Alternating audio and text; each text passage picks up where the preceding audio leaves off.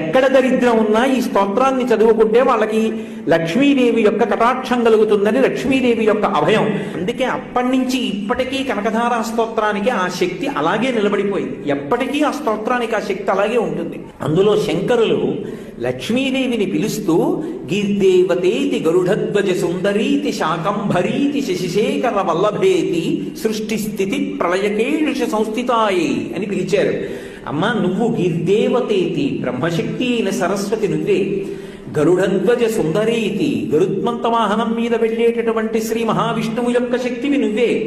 శాకంభరీతి శశిశేఖర వల్లభేతి, శుక్లపక్ష తదియ నాడు ఉండేటటువంటి చంద్రరేఖని కిరీటమునందు అలంకరించుకున్న పరమశివుని యొక్క శక్తి అయినటువంటి రుద్రానివి నువ్వే. ఇప్పుడు సృష్టి శక్తి, స్థితి శక్తి, లయశక్తి మూడు చెప్పారుగా.